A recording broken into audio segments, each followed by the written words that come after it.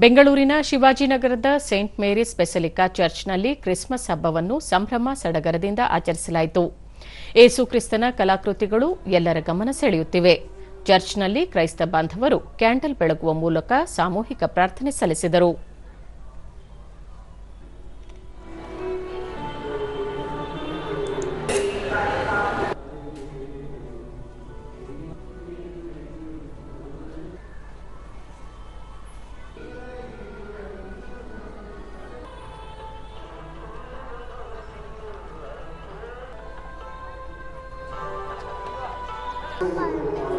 ದೂರದರ್ಶನದೊಂದಿಗೆ Sitaram.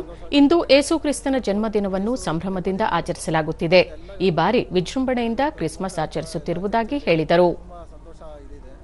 Last ವರ್ಷ ಎಲ್ಲ ಆ ಥರ ಇರಲಿಲ್ಲ, ಕರೋನಾದು ಭೀತಿ ಎಲ್ಲ ಇತ್ತು. ಇವಾಗ ಏನೂ ಇಲ್ಲ, ಎಲ್ಲ ಸಂತೋಷವಾಗಿದ್ದಾರೆ. ಎಲ್ರಿಗೂ ಕರ್ನಾಟಕ ಜನತೆಗೆ ಕ್ರಿಸ್ಮಸ್ ಹಬ್ಬದ ಶುಭಾಶಯಗಳು. ಅಶ್ವಿಕಾ, ಇಂದು ಕ್ರಿಸ್ಮಸ್ ಹಬ್ಬವನ್ನು ಆಚರಿಸುತ್ತಿರುವುದು ಸಂತಸವಾಗುತ್ತಿದೆ ಎಂದರು. My name is Ashwika. Today is Christmas. I am very happy.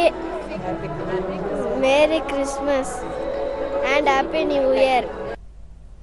Ashwini, ಎಲ್ಲರೂ ಕ್ರಿಸ್ಮಸ್ ಹಬ್ಬವನ್ನು ಸುರಕ್ಷಿತವಾಗಿ ಆಚರಿಸಬೇಕು. ಎಲ್ಲರಿಗೂ ಹೊಸ ವರ್ಷದ ಶುಭಾಶಯಗಳು ಎಂದು ಶುಭ ಹಾರೈಸಿದರು. ಆಚರಣೆ ಮಾಡಬೇಕು. ಅಡ್ವಾನ್ಸ್ ಹ್ಯಾಪಿ ನ್ಯೂ ಇಯರ್ ಎಲ್ಲರಿಗೂ.